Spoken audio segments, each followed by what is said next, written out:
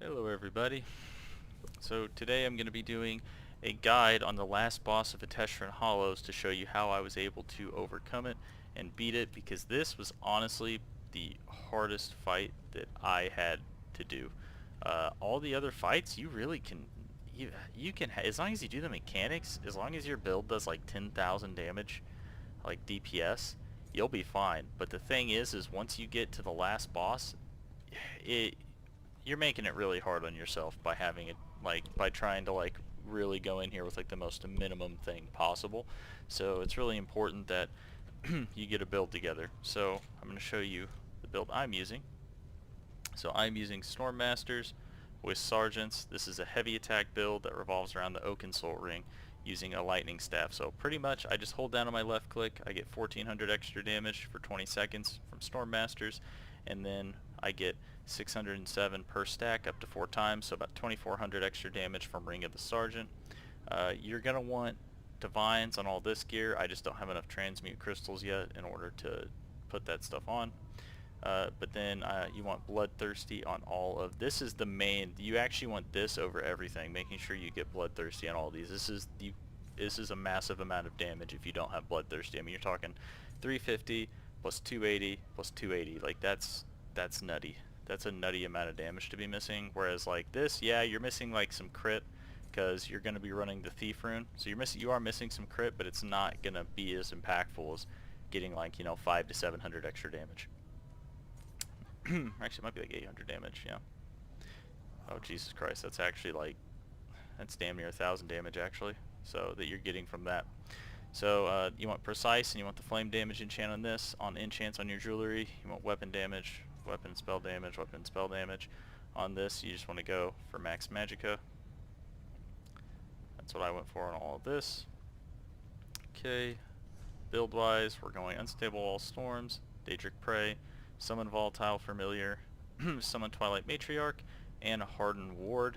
You can also go Critical Surge if you want it to be more hands-off, so you don't have to activate this, because you'll be having to activate this a lot, and because you need to channel your heavy attacks, sometimes it can make it kind of awkward. I still prefer Hardened Ward, but Critical Surge is going to give you a ton of healing. You don't actually get any benefit from Major Brutality, because you do in fact get that from Oaken Soul Ring.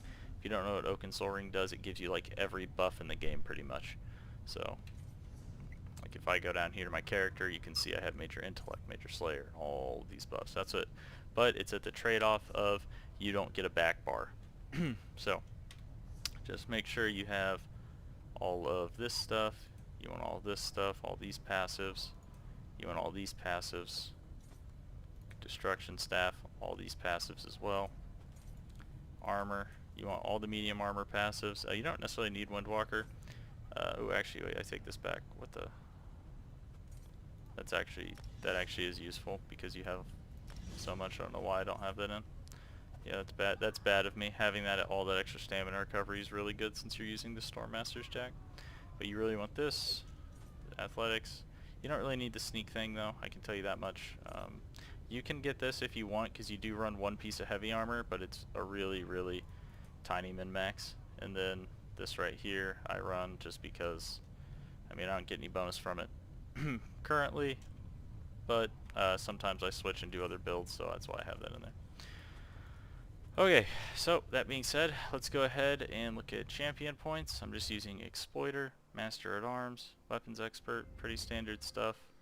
Quick Recovery, Match Magicka there, then we want Precision here, then you want to get Exploiter here, Piercing here, so Weapons Expert here, increases more damage with your heavy attacks, increases damage to off-balance enemies. That's why we run the Lightning Wall of Elements, is to make use of that. Increase your damage done with direct damage attacks by 3%. Come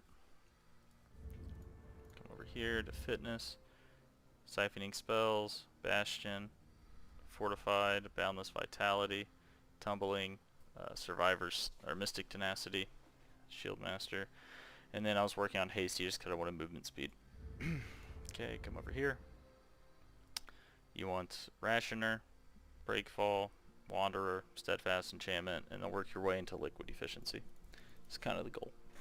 Alright, so that is the build. Make sure you get the Bloodthirsty enchantment on all this. This is really important, precise, 25 with God, can't talk. With 2600 flame damage, maximum magicka on all this, and then you want divines to maximize your thief. So let's get right on into the fight. Alrighty, let's go ahead and hop right into it. So first thing that's going to happen here is not really a whole lot. Just start DPSing her immediately. You're going to have a couple of ads spawn. You should be able to deal with it fairly easy, especially if they get close. Every now and again, she's going to call one of those big abomination type things that are standing over there to her aid, so watch out for that. You want to make sure that you keep your distance and kite those. You know, you want to pretty much always be moving, but you'll see that, you know, the ads are pretty simple, and also be careful to not do what I just did there where I accidentally aggroed the enemy, but as long as you just keep DPSing, and you'll see that like you can just absolutely crush this stuff. Just focus them down, be patient, do the mechanics, and then now there's a Ring of Death mechanic here.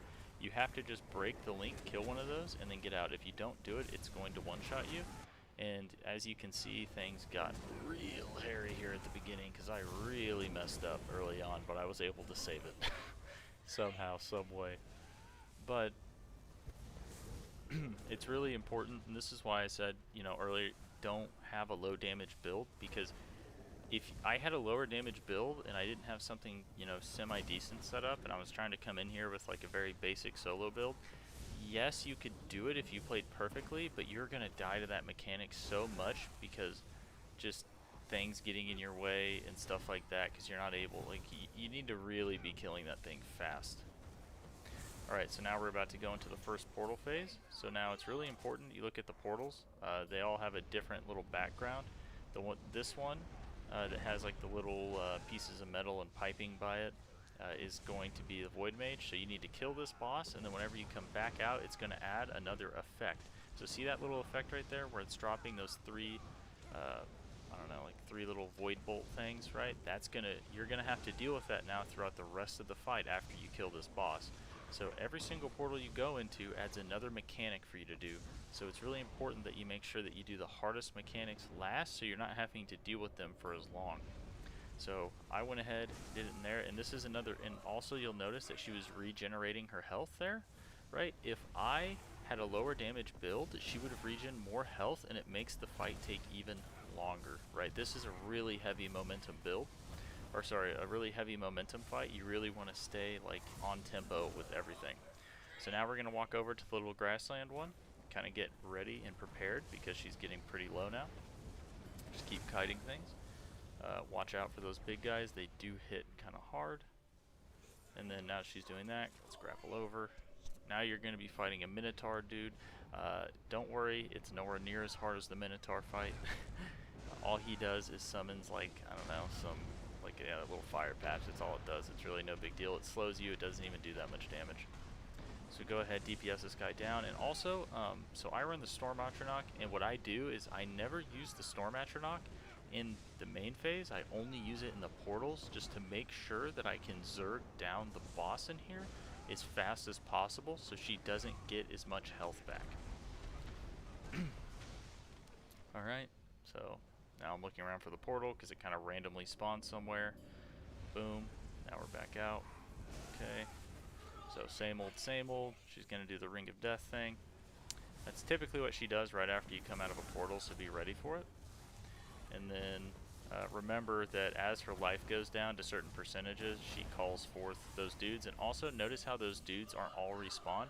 Those big abomination things respawn depending on how much health she has, because that's the way that mechanic works and how they're summoned. The lower health she has, she starts to call on those things. So now I kind of, if you have a high enough damage build, you can almost kind of ignore some of that. Okay, so now we're going into this one. Now, what's going to end up happening is it's important that you kill the fire mage that's going to spawn right here like I do, and then you need to kite the boss around. So that fire mage is going to do like this fireball ability, and it is going to destroy your pets if you don't kill her immediately or interrupt it. it is imperative that that thing dies as fast as possible. It does a ton of damage, and you will die if you don't kill it fast. This is why I do this one last, because when you come out of this portal, you're now going to have to deal with those fire mages spawning. And if you mess up and don't channel that, you can lose your pets, and it will totally throw the fight for you. It is really unfortunate. Here we go. So just kite him around. Fairly easy. So this one, and this one sucks because she's going to also get the most health regen back because you have to kill those that ad. Okay. Now we're out. So first thing, you got to be careful. A fire dude is going to spawn. You want to make sure that I actually use my ult here, and the reason why is because we don't have any portals left. So I'm just trying to get the fire guy down so I can then worry about the ring without having to worry about my pets just insta-dying to it, right? And then after almost rolled to the death wall, don't do that. But then after that, I'm going to constantly be paying attention to if another one of those fire guys spawns. That is the #1 thing you have to pay attention to, because that's the only thing that's going to kill you in this. Nothing else will kill you other than you not paying attention to the fire guy and interrupting that ability. There's nothing like you are easy mode as long as you deal with that ad now, and that's why having damage and having a decent damage build of like anywhere from 20 to 30,000 DPS is important. See, interrupt. If I let that go for even a second, it's going to kill your pets, and it's going to really be annoying, right? Because when your pets fall, you lose health, then you have to resummon them, so you lose time. It really isn't good, and if your matriarch's dead, you can't use the heal button. So if you accidentally get hit while it's dead by an AoE or something, oh, it really gets hairy. Okay, so now that's what we're doing. We're just paying attention to the fire guys, watching where they are, and then just heavy attacking and making sure that we kill these little chain link guys whenever they spawn. We're just focusing on the mechanics. We don't want to get sloppy. We just want to keep doing the mechanics. That's it. It's the only way you're going to die here is if you stop doing the mechanics and you try to get bold and like try to Zerger or something. See, okay, here's this guy. Walk up, interrupt. Now she's so low, and I know that there's about a 15-second timer before he's going to do that fireball ability. I don't know if that's exact, but that's what it seems to be to me. You have like 10 or 15 seconds before he'll try it again. So I'm just going to go, and boom, dead. Alright. The old college try. Alrighty then, and there you have it. Hopefully this helped. Hopefully I explained this to make this as clear as possible as, you know, what you can do. And, yeah, good luck with the Maebroogha kill. I hope you get it. I got the weapons I was not looking for, and it was a sad day for me, but maybe it will not be for you. Alright, take it easy.